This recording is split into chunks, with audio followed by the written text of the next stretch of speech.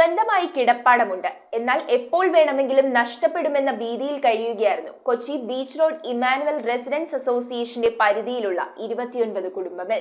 എന്നാൽ ഇനി ഇവർക്ക് സമാധാനത്തോടെ സ്വന്തം ഭവനത്തിൽ തലചായ്ക്കാം. 17 വർഷക്കാലമായി തങ്ങളുടെ ഭൂമി സുരക്ഷിതത്വത്തിലാക്കാനുള്ള ഓട്ടത്തിലായിരുന്നു ഇവർ. അനേകം നാളത്തെ കാത്തിരിപ്പ് യാഥാർത്ഥ്യമായതിന്റെ സന്തോഷം മെട്രോ 7 ന്യൂസുമായി പങ്കിടുകയാണ് ഈ കുടുംബങ്ങൾ.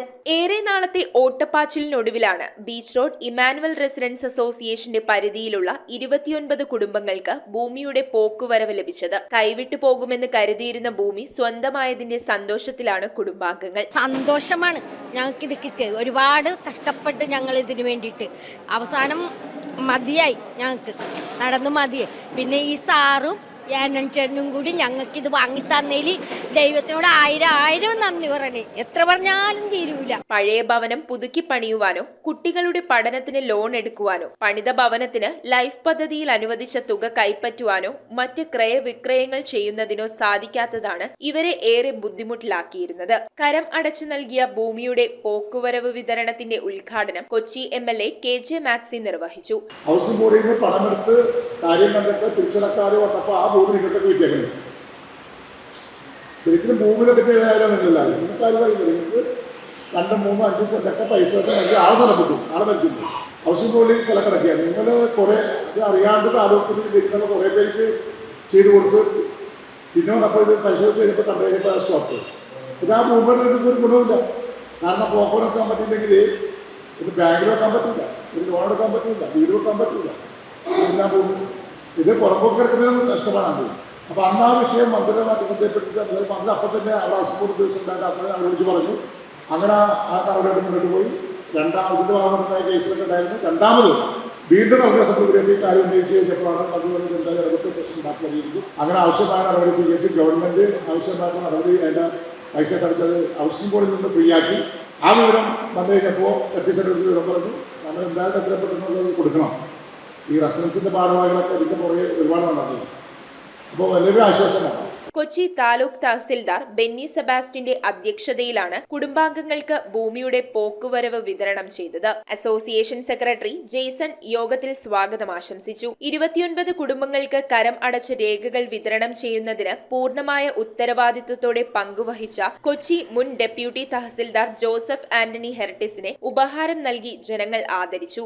2008 മുതൽ ഇവർക്ക് ഇങ്ങനെ ഒരു വിഷയത്തിൽ ചെന്നപ്പെട്ട് 2015 ഞാൻ വില്യാവസറായിട്ട് ഇരിക്കുമ്പോഴാണ് ശ്രദ്ധയിൽപ്പെടുന്നത്. അന്നോട്ട് ഇത് എങ്ങനെയെങ്കിലും സോൾവ് ചെയ്ത് ഇവരുടെ പ്രശ്നം പരിഹരിക്കണമെന്നുണ്ടായിരുന്നു. പക്ഷേ സാങ്കേതികമായിട്ടുള്ള പ്രശ്നം അത് കുറച്ച് ബുദ്ധിമുട്ടായിട്ടുള്ള പ്രശ്നം തന്നെയായിരുന്നു. MLAയുടെ പങ്ക് വളരെയധികം ഉണ്ട്. കാര്യം വെച്ചാൽ റവന്യൂ അസംബ്ലിയിൽ ബഹുമാനപ്പെട്ട മന്ത്രിയുടെ ശ്രദ്ധയിൽപ്പെടുത്തിയതൊക്കെ MLA തന്നെയാണ്. ഇപ്പം ഞങ്ങളിനി ചെന്നിട്ട് ആ 2008 മുതലുള്ള എഴുത്തൂത്ത് തുടങ്ങിയ ഫയല് ക്ലോസ് ചെയ്യാനായിട്ടുള്ള സന്തോഷത്തിലാണ്. കാര്യം ഒരു വലിയൊരു ഫയല് ക്ലോസ് ചെയ്യുക എന്ന് പറഞ്ഞാൽ ഭയങ്കര നമ്മളുടെ ഒരു ഭാരം ഇറക്കി വെക്കുന്നതിന് തുല്യമാണ്. ഡിപ്പാർട്ട്മെന്റിനെ സംബന്ധിച്ച് ഇത് വലിയൊരു നേട്ടം തന്നെയാണ്. കാരണം എന്ന് വെച്ചാൽ 29 കുടുംബങ്ങൾ എന്ന് പറഞ്ഞാൽ അവർക്ക് വീടുമുണ്ട്, സ്ഥലമുണ്ട്. പക്ഷേ ഒരു കാരണവശാലും ലോൺ എടുക്കാൻ പറ്റുന്നില്ല. പിന്നെ അതുകൂടാണ്ട് ലൈഫിൽ പദ്ധതിയിൽ ചില ആൾക്കാർക്ക് തുക പാസ്സായിട്ട് അതെടുക്കാൻ പറ്റുന്നില്ല, ബിൽഡിംഗ് പ്ലാൻ പാസ്സാക്കാൻ പറ്റുന്നില്ല. ഇങ്ങനെയുള്ള വളരെയധികം ബുദ്ധിമുട്ടുകൾ ഇതിൻ്റെ ഇടയിലുണ്ട്. അപ്പോൾ റവന്യൂ അവകാശങ്ങൾ അവർക്ക് കിട്ടുക എന്നുള്ളത് അവരെ സംബന്ധിച്ച് അവർക്ക് ഇനിയുള്ള പുരോഗമനത്തിനും അല്ല ഇനിയുള്ള ഒരു വികസനത്തിനൊക്കെ ഉപകരിക്കുന്ന ഒരു സംഭവമാണ്. അത് സാധാരണ ഉദ്യോഗസ്ഥന്മാരെ മാത്രം ഇറക്കി വിട്ടിട്ട് കാര്യമില്ല. നമ്മളും കൂടെ അതിൻ്റെ കൂടെ ചേരുമ്പോഴാണ് ചില കുരുക്കുകൾ നമുക്ക് കഴിക്കാൻ പറ്റുന്നത്. അല്ലെങ്കിൽ അത് കടുങ്കെട്ടായിക്കൊണ്ടിരിക്കും. അപ്പോൾ കടുങ്കെട്ട് കഴിക്കാനായിട്ടുള്ള പ്രയത്നത്തിൽ അവരും നമ്മളോടൊപ്പം ചേർന്ന്, കോടതിയും ചേർന്നു, MLAയും ചേർന്നു. അങ്ങനെ ഒരു വലിയൊരു കുരുക്ക് നമ്മൾ അയച്ചെടുത്തു.